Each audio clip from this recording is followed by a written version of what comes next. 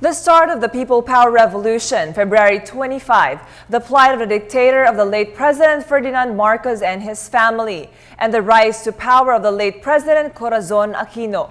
Filipinos regained their freedom. How should we celebrate this year?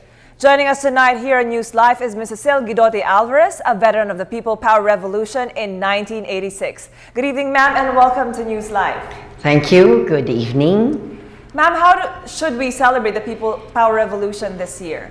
Well, I think it's a very good gesture of the President to spend it with the people who are suffering. And we are very enthused about this because the UNESCO Dream Center, the Earth Savers with the International Theatre Institute and UNESCO are holding a confab with the cooperation and on the occasion of the NCCA Tanghal Festival in Bohol, hosted by the local government, as well as many other partners like Save the Children, Ocean Security Initiative, a number of the Cabinet Education Cluster, DepEd, CHED, as well as tourism.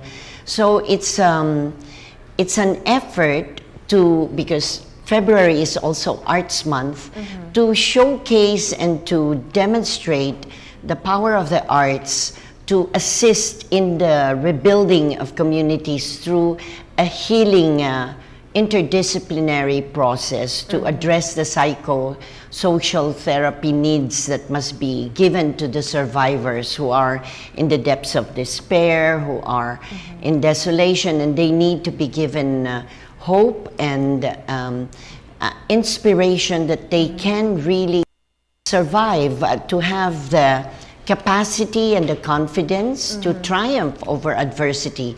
So all over from different parts of the country, and we have delegates already coming in from Bangladesh, from Thailand, from Indonesia, from Cambodia, in places where we have common vulnerabilities to typhoons. So this process of joining together and finding the cultural roadmap to address healing and to infuse. You know how important it is to conscientize, to inform, to popularize scientific data so that people understand it and can really be environmentally literate to defy disasters.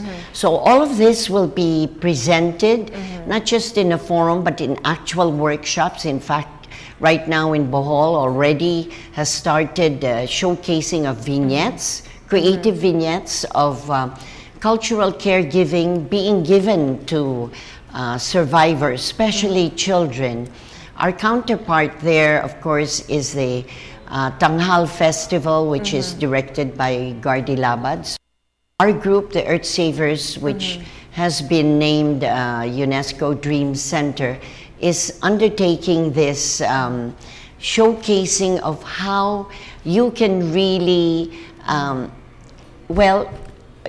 triumph, meaning to say you don't have to be in despair when you see that the blind, the deaf, our handicapable artists can perform, can achieve, and they don't have to be feeling, let's say, isolated, but rather as part of a community and achieving, then you really inspire others that they can do it. Kaya nila, kaya natin. And thus, the theme for this year's People Power Revolution, Kapit Bisig Tungo sa Pagbangon. Ma'am, back in 1986, you were fighting for your ideals. At this time, this generation, what are we fighting for as a nation? Well, we are glad that we won our freedoms back, meaning to say, well, we're now a democracy, a living democracy. And right now, we really have to apply the arts dynamically to help us or to liberate us from climate change catastrophes. It's really breaking the chain of poverty. It's really, you know, what was shown was faith and fortitude in EDSA. And we need the same qualities now to confront this global challenge of survival.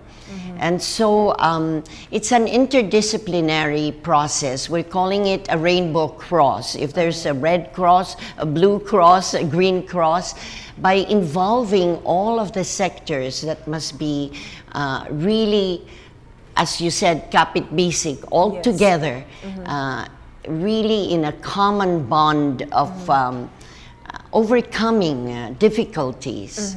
Ma'am, you have been talking That's it. about environmental issues, and Yeah. these issues on the environment about climate change has been around for quite some time. How can regular citizens, or like each one of us, be a mover? How can we amass ourselves into a people power in terms of addressing climate change issues? I think that is you hit it on the spot. We must have people power to confront climate change, because it means the discipline. We have to do our own carbon cutting of our footprints, our carbon footprints, how we save energy, we don't pollute our water bodies, how we really care for Mother Earth, how we really temper our greed and not allow all this illegal logging, all of this mining that is destroying the environment. We should be responsible. And I think that's the key. How can we forge the collective will to really protect Mother Earth, to protect our biocultural diversity, to restore our damaged ecosystems, to bring back the health and the wealth of nature? Can you imagine if all of our waters, once they announce a red tide, you know, our poor fisher folk, they lose their livelihood, we have illness, sickness. I mean, we should see how everything is interconnected by protecting the environment. And poverty can be addressed, because the worst thing that can happen is to be sick. You know, it's terrible to be sick. I know how some of our artists who are ill are suffering, and sometimes it's not their fault. It's really polluted environment that is causing all of these things. So we have to make people environmentally literate. Media is so important to popularize scientific data. Dapat maintindihan ng mga tao in cultural symbols that people understand. That's what we hope we can demonstrate together with UNESCO and ITI, their top leaders. The Asia Pacific Bureau Director, Dr. Gijan, will be here.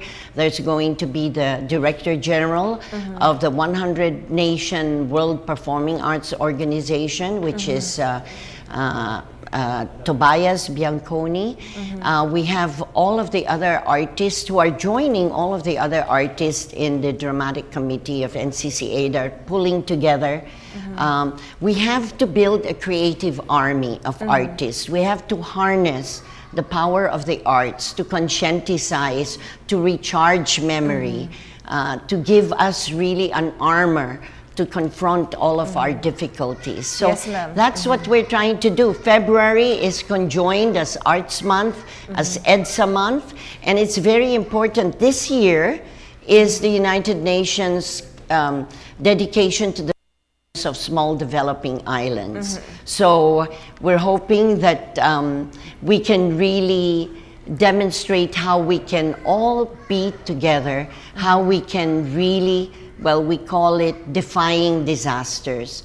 I mean, my husband, who's with the Climate Change Commission, has been telling this over and over again, how we should really go towards renewable energy, how we should get rid of coal, and that local government should not be supporting any more dirty coal. We have the wealth of alternative energy, the sun, the water, you know, we have all kinds, the wind. We're rich with all of this bounty, and we should harness it for clean energy, because dirty coal really causes so much illness. That's true. That's very true, ma'am. And we really hope that more individuals, more Filipinos will join in this new revolution that we have very timely to our generation, the climate change revolution. And with that, thank you very much. That was Ms. Cecile Guidote-Alvarez, a Thank veteran you. of the People Power Revolution. Can we in tell them it's 1986. February 24 to 26? Please visit, and you will see how the people can get together with the leadership of the local government and all sectors, and the church to involve. It's going to be an interfaith process that we can really rise like the phoenix from the ruins. All right. Thank you very much, ma'am. Thank you.